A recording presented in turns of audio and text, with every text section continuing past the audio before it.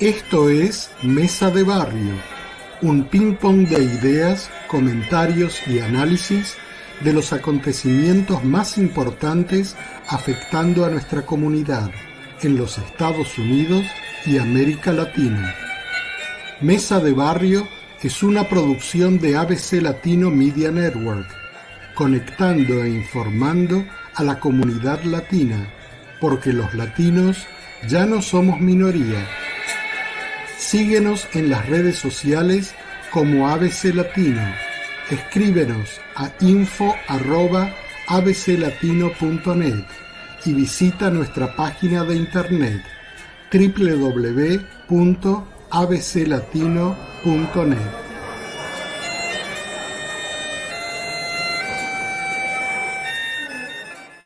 Muy buenos días a todas y todos, donde quiera que se encuentren. Desde ABC Latino, yo soy Enrique Roblunsky y esto es Mesa de Barrio por 91.3 FM Radio WBKR Vassar College, Poughkeepsie, y por las 5 frecuencias AM FM de Robin Hood Radio, la radio pública de esta región, y por supuesto por nuestro canal de YouTube. ABC Latino Media Network. Y aquí estoy en este programa especial con mis compañeros Juan Carlos Pocho Salcedo. ¿Cómo estás, Pocho? Un saludo grande, qué gusto estar acá con grandes y queridos amigos, compañeros de los medios de comunicación y Y con también, audiencia, desde luego. claro que sí, la más importante. Y estamos aquí también con nosotros, está con nosotros Antonio Mochilero Flores Lobos. ¿Cómo estás, O Antonio? sea, eso de mochilero como que ya se me está quedando ahí, pero bueno, sí, estoy contento de estar aquí con ustedes. La verdad que es un placer compartir momentos, sobre todo cuando charlamos de temas que creo que a nosotros nos encanta hablar. Eso es. Y este es un tema para mí muy importante y es por eso que en esta ocasión el invitado de hoy soy yo y les he pedido a ambos colegas que realmente hagan preguntas punzantes porque vamos a estar hablando de una etapa, de una época en nuestra América Latina que yo la viví en carne propia. Y estamos hablando de los 50 años que se acaban de cumplir este pasado 24 de marzo del último golpe cívico-militar en la República Argentina, que entre otras cosas dejó 30.000 desaparecidos.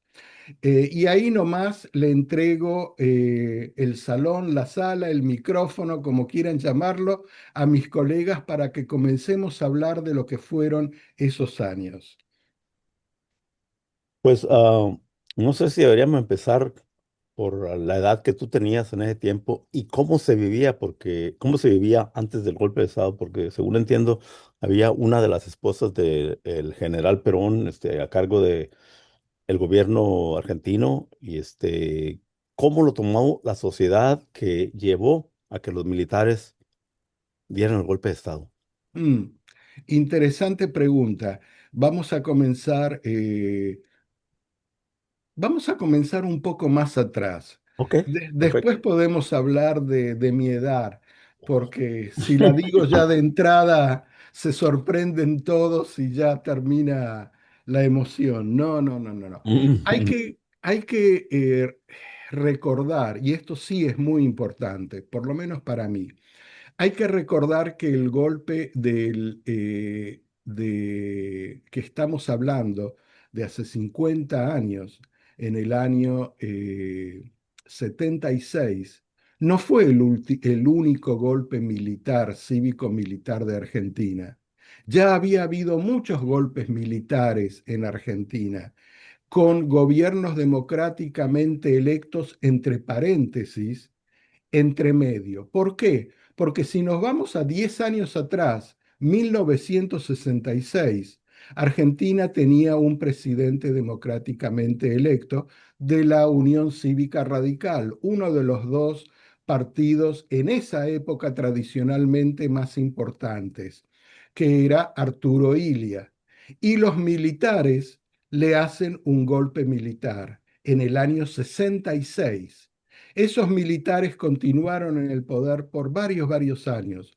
Pero no nos quedemos ahí, vayámonos para atrás, por ejemplo, 11 años, año 1955. En el año 1955, los militares hacen también otro golpe de Estado para derrocar, sacar del poder a un presidente electo en su segundo término, con amplia mayoría. Pero no solamente que lo derrocaron, fue la primera vez en que la Fuerza Aérea de Argentina bombardeó a su propio pueblo, Wow. porque los aviones de la Fuerza Aérea bombardearon la Plaza de Mayo, donde está la Casa de Gobierno. Y el ejército, las Fuerzas Armadas, estaban divididas. Y esa era la segunda presidencia de Juan Domingo Perón. Las Fuerzas Armadas estaban divididas en ese momento y había muchos grupos de las Fuerzas Armadas, incluso de la misma Fuerza Aérea, que querían combatir y querían defender la democracia en ese momento. Y la decisión política de quien era el presidente electo en ese momento fue la de no derramar sangre argentina y decidió correrse al costado. Pero ya había, esa era la primera de varios golpes militares. Y si vamos antes, también hubo varios más. Es decir, que cuando se llega al año 76, con la llegada de Juan Domingo Perón nuevamente a la Argentina, porque el partido peronista había sido proscripto a partir del golpe del 55, fue totalmente proscripto. Entonces las elecciones democráticas, yo las llamaba entre comillas, que hubo entre medio de los golpes militares, no fueron tales, porque había un partido político de la gran mayoría que estaba proscripto, que no podía presentarse a elecciones. Entonces, ¿qué ocurre antes del golpe del 76? Luego del golpe del 66, esos gobiernos, tres presidentes militares que se sucedieron unos a otros, se volvió insostenible, como ha ocurrido tantas veces en todas partes. Y entonces, ¿cuál era la salida? Llamemos a algunas elecciones para salir de esto. Pero sí, eh, con la proscripción de Juan Domingo Perón, ya no del partido.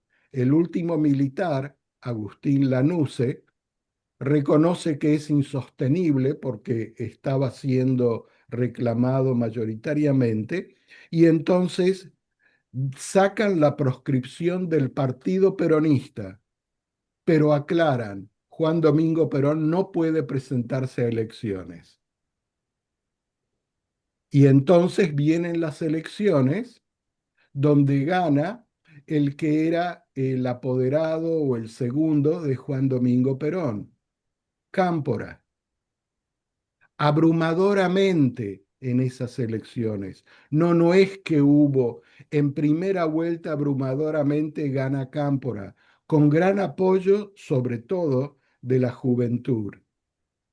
Y lo que ocurre es que ese gobierno, que yo lo recuerdo de muy chiquito, o bueno, no tan chiquito realmente, pero lo recuerdo como un florecimiento. ¿Vieron cómo hace pocos años se hablaba de las primaveras en el mundo, en los países que Árabes. estaban exacto. Bueno, esa fue una primavera. Se respiraba de un modo muy distinto durante fue menos de un año el gobierno de Cámpora.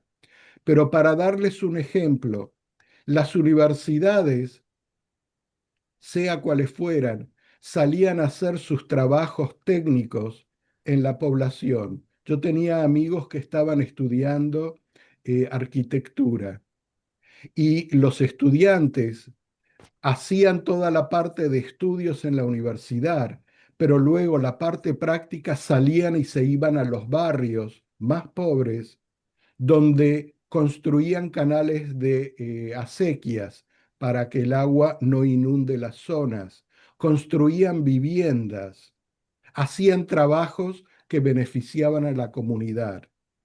Las Fuerzas Armadas, los colimbas, como se les llama a los que hacían la conscripción, porque en esa época todavía existía la conscripción para los jóvenes en Argentina, ayudaban a los estudiantes y a los profesionales a hacer trabajos de contención, de construcción. Ese gobierno duró pocos meses porque antes del año Cámpora anuncia lo que ya todo el mundo sabía, y era que él renunciaba y que iba a llamar a elecciones verdaderamente libres. Gana las elecciones Juan Domingo Perón, abrumadoramente, en primera vuelta, nuevamente. Y ahí es donde gana la fórmula Perón-Isabelita, que era la mujer de él, la segunda mujer. Y es a ellos que se les hace el último golpe cívico-militar en el año que ahora se celebran 50 años de eso, en el año 76. Ese fue el último golpe cívico-militar, pero el último, no el único golpe cívico-militar, y fue el más trágico. Como para dar un poco de ambiente al tema. Bueno, si me permites, yo tengo una curiosidad que la tengo una curiosidad de ese estilo, no solamente en cuestión de Argentina, pero en cuestión de muchos países donde existe el tema del caudillismo, del Mesías. Yo quedo siempre intrigado con el peronismo y el rol de Juan Domingo Perón, presidente en 1946, 1955, 73, 74, en fin, con muchos aciertos y también con muchos desafíos. A mí no es la primera vez que una persona o un movimiento se sienten los abanderados y los propietarios de una solución para el país. Pero a mí me llama la atención que en Argentina todavía hablamos muchísimo de peronismo. Eh, Cuando revisaba la información para esa conversación, me chocó mucho que un líder de la altura de Perón tenga a su esposa como candidata a vicepresidente, porque no confiaba en nadie más, me imagino. La esposa, sin ninguna preparación política, hasta donde he leído, bailarina, y termina gobernando un país, ¿no?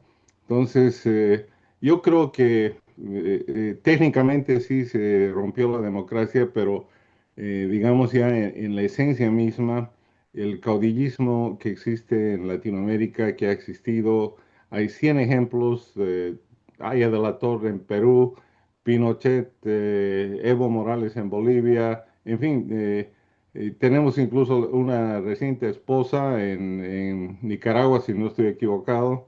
Ujú. ¿Qué es lo que pasa con Latinoamérica? ¿Qué es lo que pasó con Argentina?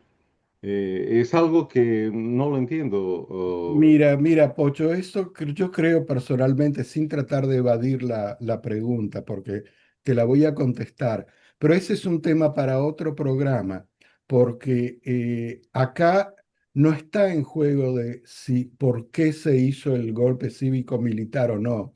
Había un gobierno democráticamente electo. Tú has dado casos de caudillismo muy importantes, pero las tres elecciones en las que ganó Juan Domingo Perón, las ganó abrumadoramente, sin modificar la Constitución, sin hacer arreglos, sin hacer trampas. Es decir, el pueblo expresó su voluntad. ¿Y por qué? Y vamos a dejar la última presidencia, que solo duró 2 años porque ya estaba muy grande él, y en realidad él volvió no para gobernar, sino para aquietar y para pacificar a la Argentina. Ese fue por el motivo por el cual Juan Domingo Perón regresó a la Argentina y aceptó ser candidato a presidente, no por ansias de poder. Él ya estaba en sus últimas y él ya lo sabía. No vamos a entrarnos en la mente de él, pero esta es mi apreciación como ciudadano y como periodista. Vino para pacificar a un país que estaba al borde de una explosión muy, muy grande y logró pacificarlo. ¿Y cuál fue la mejor manera que él encontró? La mejor manera fue poner en una fórmula a él mismo, quien él ya intuía que no iba a durar todo el mandato, y poner a alguien cercano a él, su mujer. ¿Fue acertado? ¿Fue no acertado? Podemos debatirlo. Yo creo que no fue acertado personalmente, ¿verdad? Pero el golpe cívico-militar de ese momento fue muy, muy poderoso y fue muy, muy trágico en Latinoamérica y en Argentina. ¿Y por qué el caudillismo? Te voy a explicar en Argentina. Porque cuando Perón asume en el año 46 su primer mandato, Argentina era un país que estaba dividido. Tenías la clase rica y la clase pobre. No había intermedio. No existía la industria nacional. No había industrias. Era todo agricultura.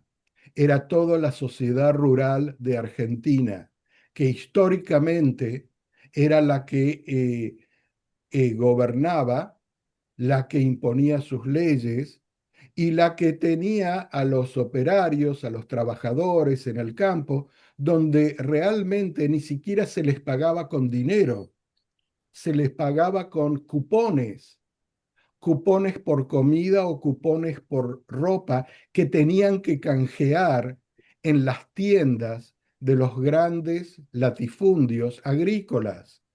Esa era la sociedad que gobernaba Argentina antes del año 46.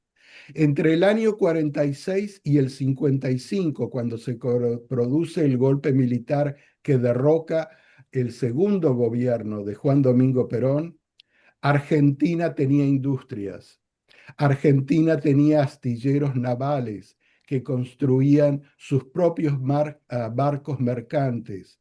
Argentina construía sus propios automóviles. Argentina construía sus propios aviones militares. Argentina en esos años desarrolló el primer avión a reacción en toda Latinoamérica a tan solo 2 años luego que Estados Unidos comenzara la fabricación en masa de aviones a reacción. Es decir, entre el año 46 y el 55, Argentina cambió. La clase media se instauró y creció. La clase obrera pudo elevarse. Y es por eso que se lo siguió admirando y eligiendo en sucesivas elecciones y por todo el tiempo que fue proscripto. Entonces, es un caudillismo que responde a que la gente estuvo mucho mejor, el país estuvo mucho mejor. Ahora, Ok, perdón, perdón un segundito, Antonio, y con esto, precisamente la pregunta que hice y la respuesta que me das, le da el contexto, porque esto, la historia de Argentina va conectada a mucho tiempo atrás, ¿no? Y yo creo que sí, era importante hablar desde diferentes puntos de vista, porque no comenzó esto en el golpe militar que se hizo cívico-militar llamado a esta, al lo que fue en esa época el resabio del peronismo. Pero nada más, esa era la intención. Gracias por la aclaración.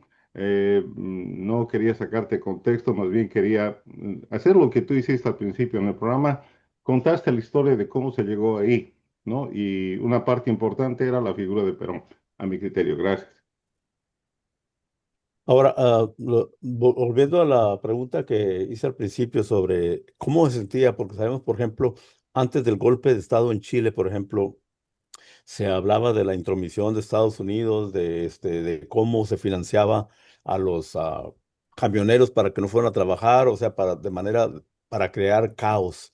¿Se dio esa intromisión de Estados Unidos para cuando llegó para instalar la dictadura de 1976 en Argentina? Sí, por supuesto. Era esa intromisión que Estados Unidos tuvo a lo largo de toda su historia en los países latinoamericanos, donde ha habido un golpe de Estado en Latinoamérica, siempre estuvo detrás la presencia norteamericana, velada o no velada, pero hoy en día ya se sabe, Mm. está al descubierto, detrás de todos los golpes militares de derecha, siempre estuvo la intervención norteamericana. Eh, ¿Cómo se vivieron esas épocas? Mira, ¿y por qué se dice golpe cívico-militar? Y esto también es importante, porque no fueron solamente los militares. Voy a decir algo muy personal, quizás, pero los militares, por su educación, por su educación militar, no tienen grandes aptitudes, no aprenden a ser críticos, a usar la mente críticamente. Los militares aprenden una cosa principalmente y es obedecer. Entonces la pregunta es, ¿a quién obedecen los militares? Porque no es que se levantan los militares un día y dicen, no, vamos a gobernar porque lo vamos a hacer mucho mejor porque tenemos planes que son... No, los militares son instigados por los grupos de poder cívicos que rondan los cuarteles, que están en relación constante con los altos mandos, y son los grupos cívicos los que instigan a los militares a levantarse con distintas excusas, como ha sucedido siempre en todas partes del mundo. Eh, los militares o las guerras comienzan con qué? Con excusas. ¿Cómo comenzó la guerra de Vietnam para Estados Unidos?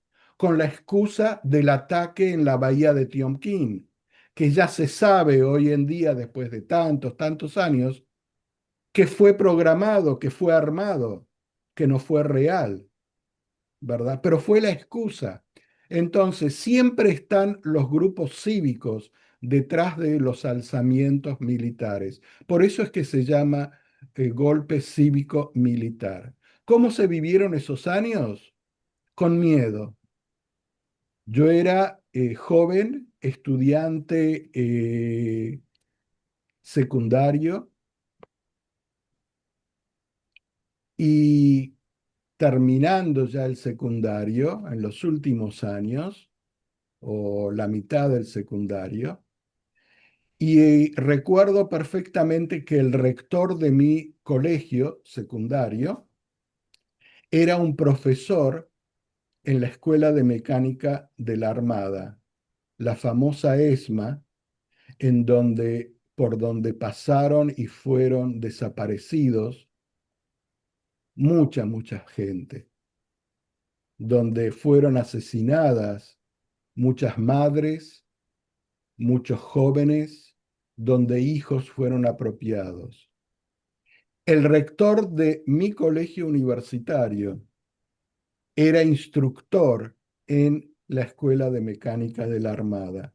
Y un día yo estaba en esa época en el equipo de voleibol de mi colegio secundario y el rector había arreglado para que nuestro equipo fuera a jugar con el equipo de la ESMA, de la Escuela de Mecánica de la Armada.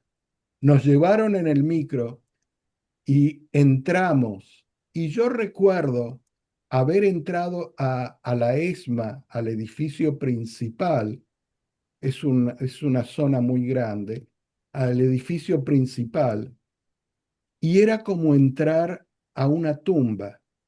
Es lo que yo sentí personalmente. Mi sentimiento era frío, era oscuro, era sin sonido, hasta que por ahí en algún momento escuchamos, yo y mis compañeros que estábamos llegando ahí para jugar al voleibol, gritos. Y no te puedo decir qué gritos eran, pero eran gritos tipo aullidos que venían de lo lejos de otros edificios. Yo los escuché, mis compañeros también, pero la sensación de estar ahí adentro era algo muy, muy especial que nunca me la voy a poder olvidar. Era temor, era terror.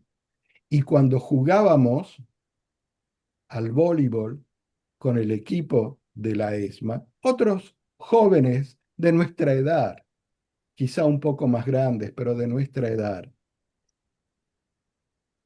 era con, no sé, es difícil explicar eso, pero era un lugar muy ténebre, ¿ok? ¿Y cómo se vivía con miedo en la calle? Porque no podía haber grupos de más de 4 personas. Si había 4 personas reunidas juntas en la calle, podían ser detenidas simplemente por estar juntas. Ahora, creo que por ahí se creó esa frasecita de que si se lo llevaron fue por algo. Eso, de cierta manera, nos dice un poquito cómo la sociedad se fue, pues, de cierta manera, apoyar la dictadura o apoyar el momento. Por, Totalmente. cuéntame sobre eso. Eso lo decían mis padres y lo decían los padres de todos los jóvenes. Si se lo llevaron, si lo apresaron, por algo será, porque se confiaba en el relato que se había vendido, que los militares venían a salvarnos. Pero sí, esa era una sociedad adulta que no quería ver lo que realmente estaba ocurriendo. Eh, un relato muy, muy común en esa época.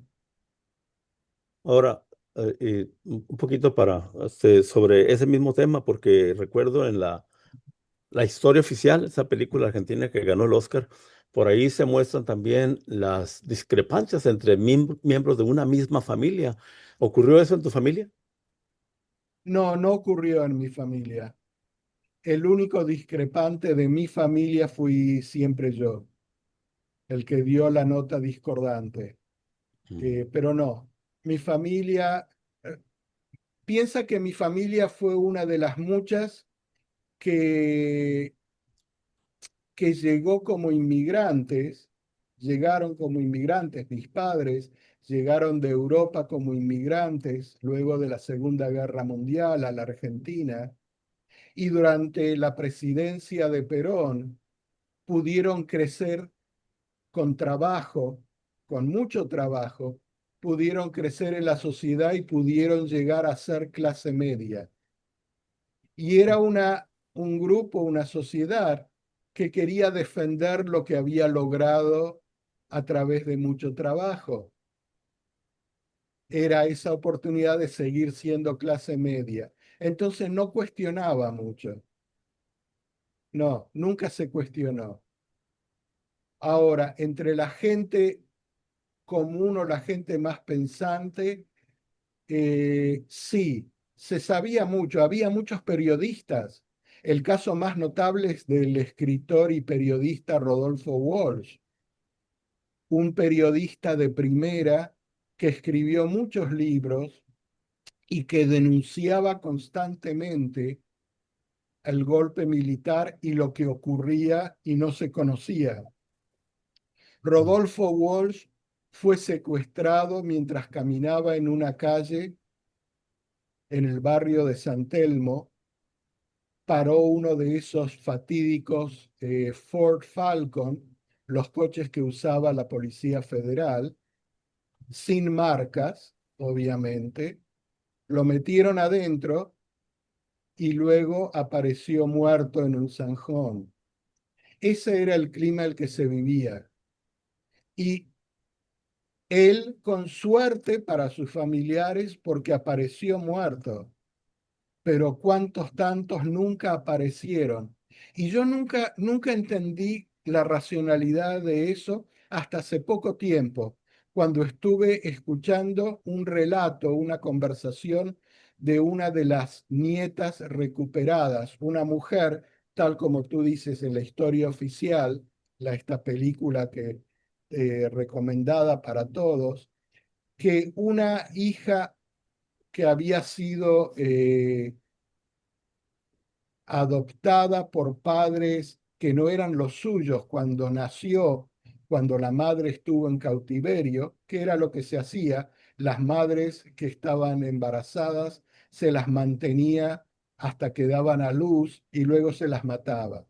Pero una de estas nietas recuperadas explicó el porqué, el porqué de los desaparecidos.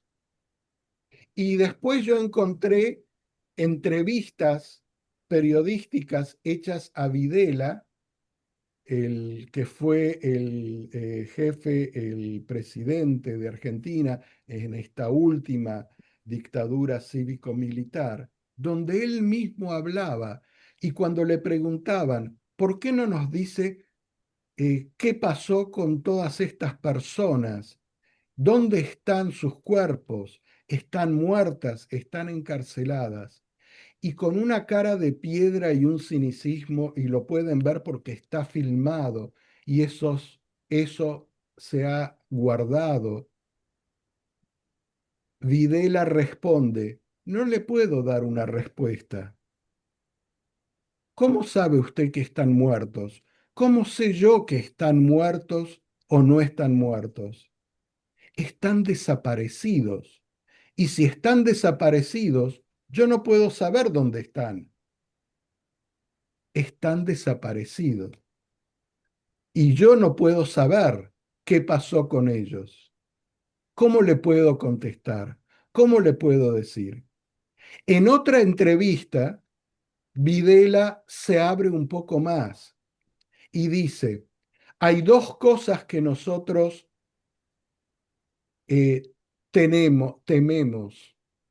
Una es que si lo que hacemos sale a la luz, el Papa se va a poner en contra nuestra. Y recuerden que los ideales cristianos fueron los que los militares enarbolaron como bandera, ¿verdad? Por su golpe militar. Y dice, no queremos problemas con el Papa, pero tampoco queremos que las Naciones Unidas nos presionen. Y de ahí desaparecidos. Si hay alguien que está desaparecido, no puede haber reclamo. ¿Cómo le reclamas a la policía, al gobierno, a los militares por alguien que simplemente está desaparecido? Imposible. 30.000 desaparecidos. ¿Ocho? Ok, precisamente em, me han comido buenas horas de información. Siempre me ha apasionado este tema porque es en esa época Latinoamérica, y discúlpame que me salga del contexto estricto, estaban sucediendo cosas similares, desde el Plan Cóndor en Chile, en Bolivia, en Paraguay, como siempre, en Argentina. Y este concepto de desaparecidos fue un concepto acuñado en Argentina porque daba un vacío legal Totalmente. que se podía trabajar con ese y no responder. Vi entre esa información algo, las conferencias de prensa. En las conferencias de prensa habían una cantidad de periodistas acreditados a la Casa Rosada que preguntaban las preguntas que les decían sus editores, pero había un par de ellos que eran muy intrépidos y uno de ellos es el que precisamente le habló el tema del Papa, ¿no? Y eso es como si hubiera tocado un alambre eléctrico de 220 voltios, pero Videla tuvo una capacidad para, tú lo dijiste, con una cara de piedra, de decir las cosas que dijo sin inmutarse, ¿no? Y creo que esa manera de enfrentar de la dictadura de esa época fue como un hilo que conectó a todas las dictaduras alrededor de Argentina, donde había una impunidad teórica porque pensaban que nunca esto iba a salir A la luz, a la luz. claro. Y en eso me pareció totalmente atroz, ¿no? Mira, antes hablábamos de la influencia norteamericana, ¿verdad? Todos los gobiernos con los militares de los países latinoamericanos fueron preparados, fueron entrenados, fueron adoctrinados en la famosa Escuela de las Américas, que hoy en día ya se conoce que fue la que preparó a los militares que dieron los golpes en todos nuestros países latinoamericanos. Y yo personalmente en esa época llegué a conocer a un vicecomodoro retirado eh, de la Fuerza Aérea Argentina. Y una persona que a nivel humano fue una persona para mí muy importante. Y yo tuve muchas conversaciones con él. Una persona que no respondía a esa mente cerrada y cuadriculada de los militares necesariamente. Y en esas tantas conversaciones que yo tuve con él en esos años de la dictadura, durante la dictadura, él me contó su experiencia personal cuando como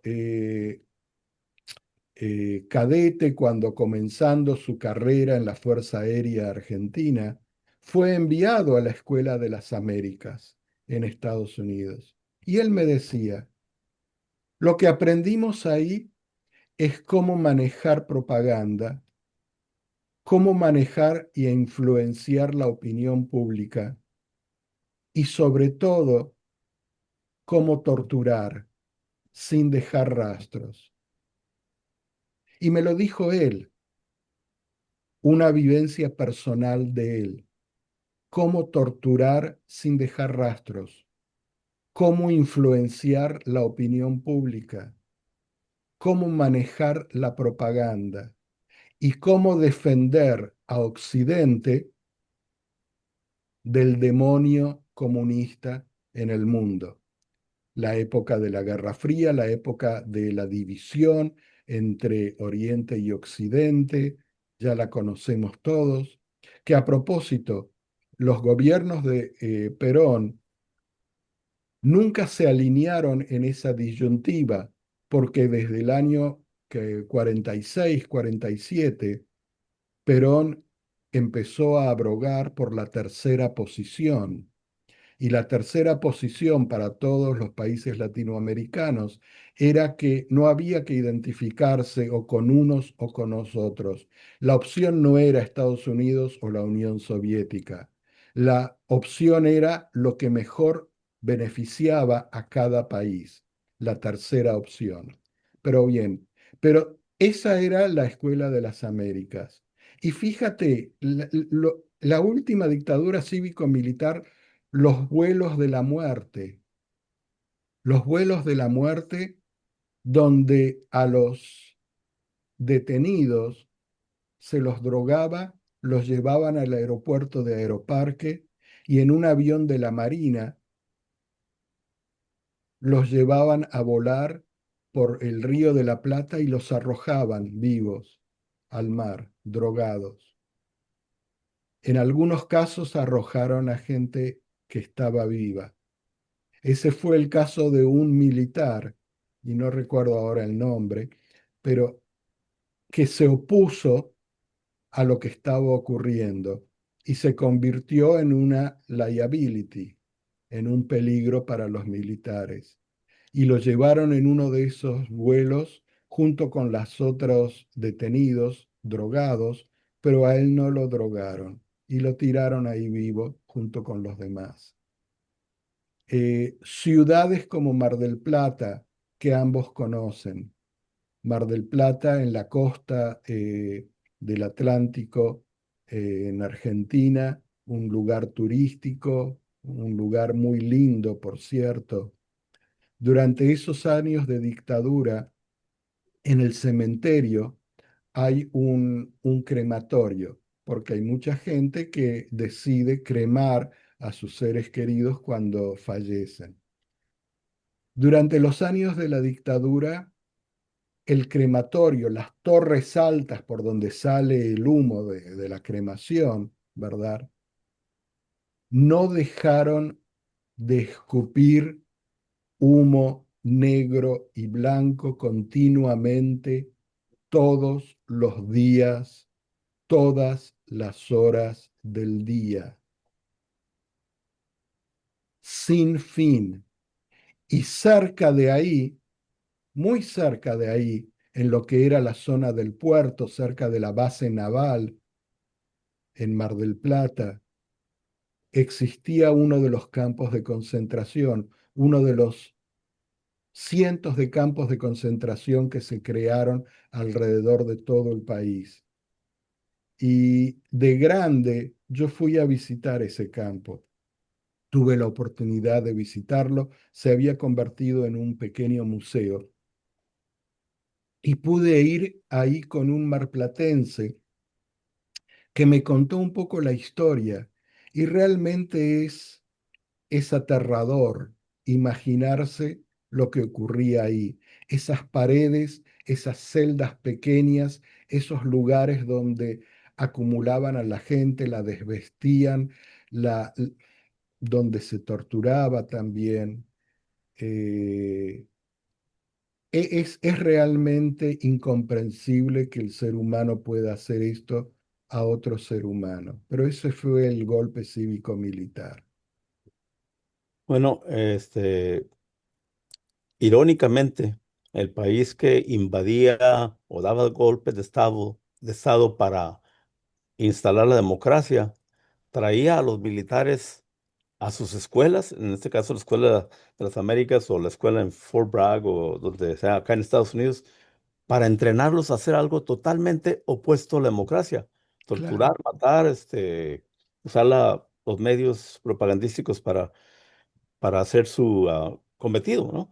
Ahora, durante todo este tiempo que hay esta situación viviente en Argentina, surge una organización que creo que fue bastante efectiva y que fue las madres o las abuelas de la Plaza de Mayo.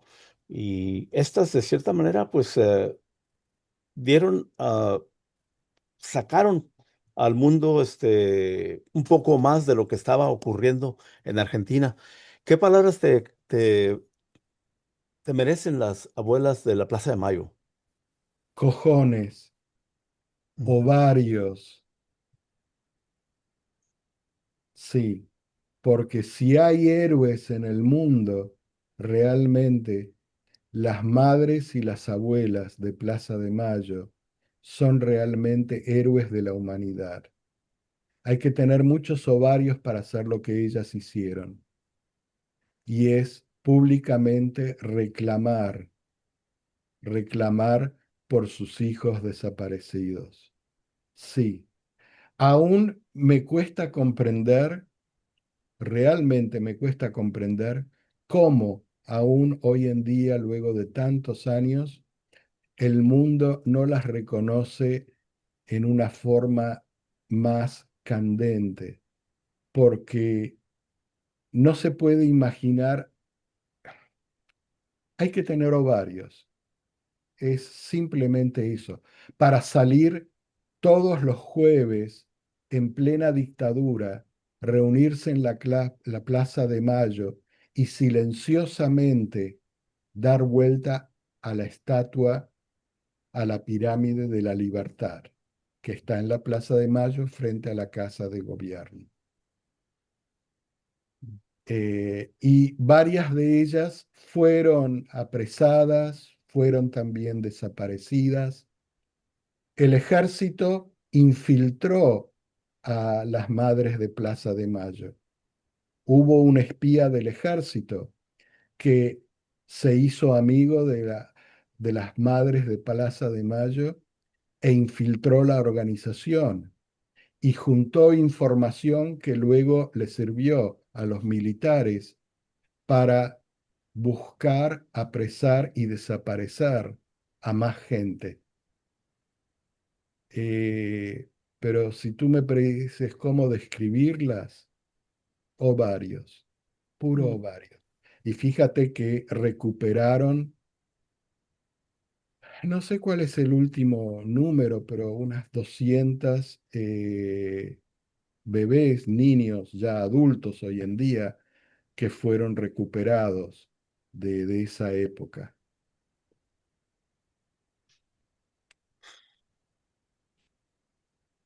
Pues yo siempre me pongo a pensar porque en Latinoamérica existe ese concepto de que, o sea, esa pregunta, ¿no? Porque en México pues llegaron muchos exiliados, no solamente de Argentina, sino de muchos países donde hubo dictaduras militares. Entonces la pregunta era siempre, ¿cómo una sociedad tan educada como era la Argentina, este, pudo permitir que los militares hicieran con el país lo que hicieron? Marketing. Mm, Y es más fácil, no, es más fácil a veces, es más fácil a veces creer lo que nos dicen y que estamos siendo defendidos de un mal mayor.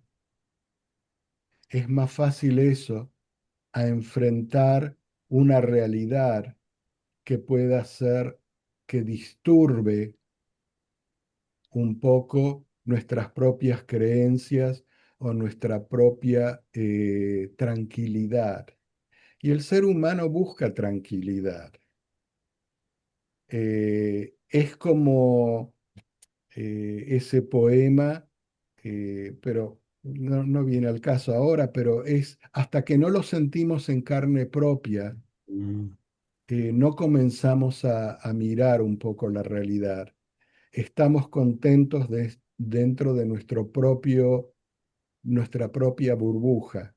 Mientras no nos afecte a nosotros, por algo habrá sido, eran comunistas, estaban en contra nuestra.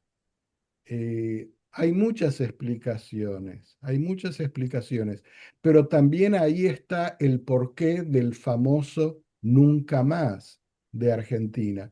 Argentina siempre ha sido un país de contradicciones muy, muy grandes y lo sigue siendo hoy en día, muy profundas, contradicciones muy profundas, pero también ahí está el espíritu de Argentina también, muy profundo.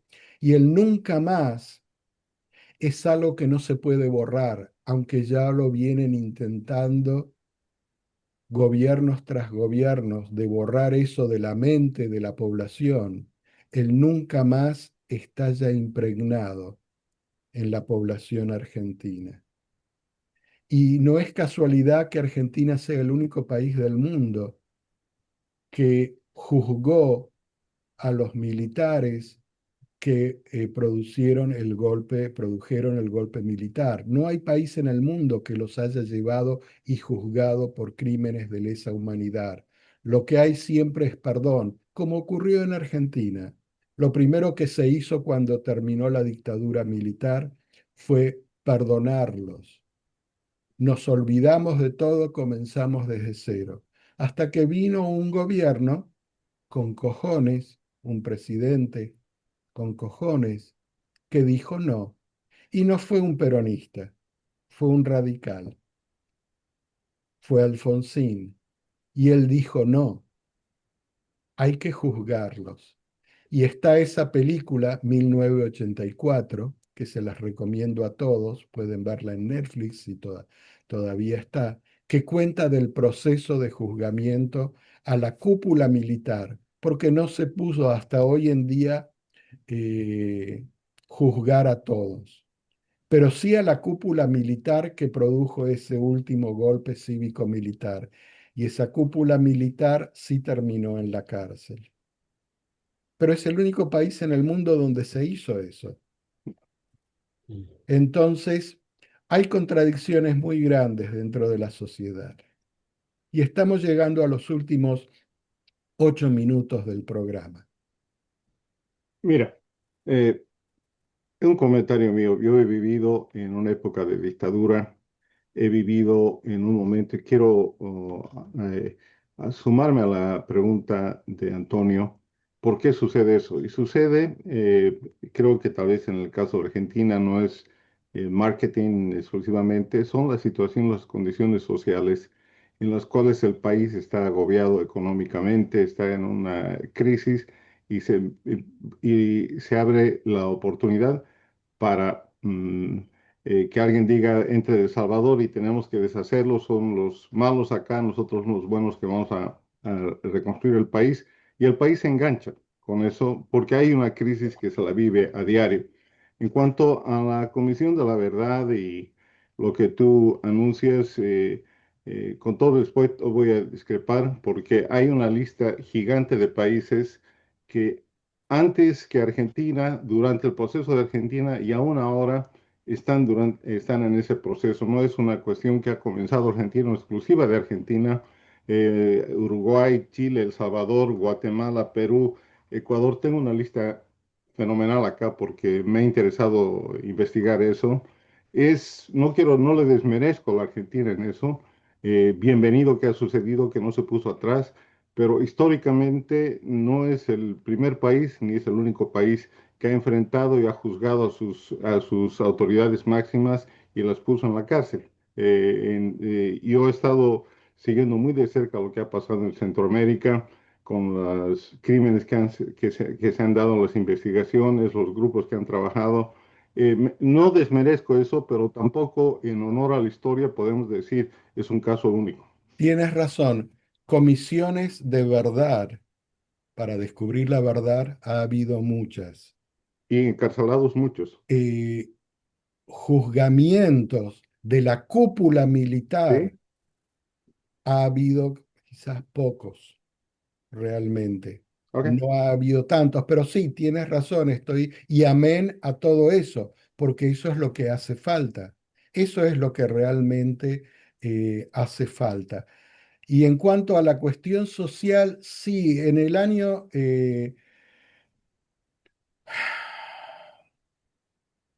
76 la cuestión social era que la proscripción del peronismo ya era inaguantable en la sociedad. La sociedad estaba revolucionada, la gente joven estaba revolucionada. Sí, y había de todo. La juventud peronista fue la que de última siempre empujó para que se pudiera volver a una verdadera democracia, donde ningún partido político fuera proscripto, ¿verdad? Pero sí, son cuestiones sociales. Son cuestiones sociales que producen eso. Son cuestiones sociales donde se abre la apertura para que se produzcan estos golpes cívico-militares, donde los poderes cívicos, los grandes poderes de concentración económica, que eso es lo que son, porque sin dinero detrás no hay golpe de Estado. Excepto quizás en el caso de Costa Rica, eh, que es un caso aparte que quizás algún día podamos conversar sobre eso. Pero sí, tienes razón, son cuestiones sociales que motivan estos golpes militares.